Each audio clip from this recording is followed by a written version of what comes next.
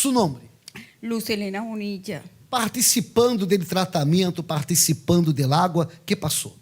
Hace 15 días estuve acá por primera vez porque esa semana iba a ser intervenida de cáncer, o estoy en un problema de cáncer hace 10 meses, estaba, y me deprimí demasiado, me alejé de las amistades, hasta de mi familia, porque no quería causar lástima, me encerré en mí misma. Chegou deprimida, depressiva e com câncer.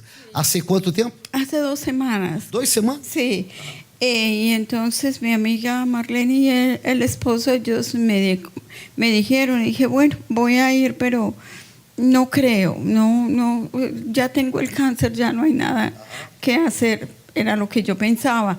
Entonces ellos me hablaron y me dijeron que yo, que voy a ir, vine acá, estuve hablando con usted, me puso las manos. ¿En su cabeza? Sí, en mi cabeza, y pedí, y desde ese momento me he sentido alivianada, que usted me dijo que iba a estar en manos de Dios, que pidiera mucho, y sí, así lo hice, tomándome el agua y orando con mucha fe, con mucha fe. Aquí tengo las pruebas, tengo el teléfono, cómo estaba mi ojo, cómo estaba toda esta parte.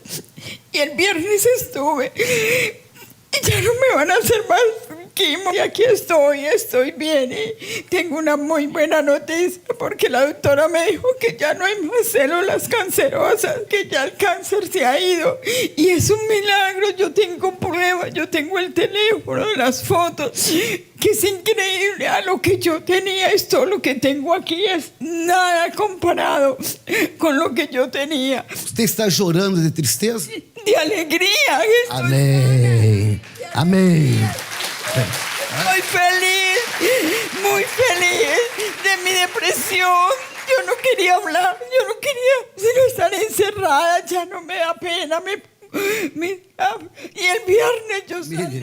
Mire, el cáncer desapareceu e a depressão também. Sí, ya me siento con mucho ánimo. Amém. Deus la bendiga. Amém.